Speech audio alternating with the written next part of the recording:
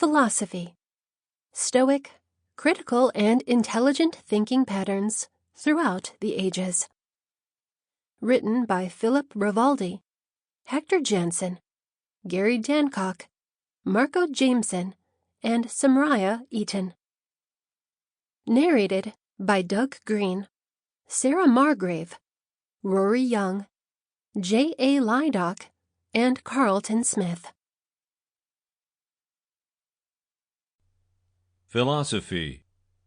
Confucius, Aristotle, Lao Tzu, and Zeno. Written by Philip Rivaldi. Narrated by Doug Greene. Chapter 1. Confucius. Confucius, or Kongzi, was a Chinese philosopher who was alive in the 6th century BCE and whose ideas, uttered in the philosophy of Confucianism, have impacted Chinese civilization all the way up to the present day. Confucius has become a bigger-than-life figure, and it is difficult to separate the reality from the myths. He is seen as the very first instructor, and his teachings are usually uttered in short phrases which are open to various interpretations.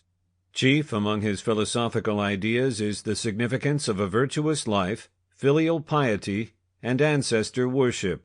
Also emphasized is the need for good-hearted and frugal rulers, the importance of inner moral consistency, and its direct connection with consistency in the real world, and that rulers and mentors are necessary good example for broader society. Confucius's early life. Confucius is actually believed to have lived from circa 551 to circa 479 BCE in the state of Lu, now Shandong or Shantung. Yet, the earliest written record of him dates from some 400 years after his death, in the historic records of Sima Qian, or Sima Qian. Raised in the city of Chufu, or Kufu, Confucius worked for the Prince of Lu in different capabilities, especially as the director of public works in 503 BCE, and then the director of the Justice Department in 501 BCE. Somewhat later, he traveled widely in China and consulted with several minor experiences, including imprisonment for 5 days due to a case of incorrect identity. Confucius met the event with normal restraint and was said to have calmly played his stringed instrument until the mistake was discovered.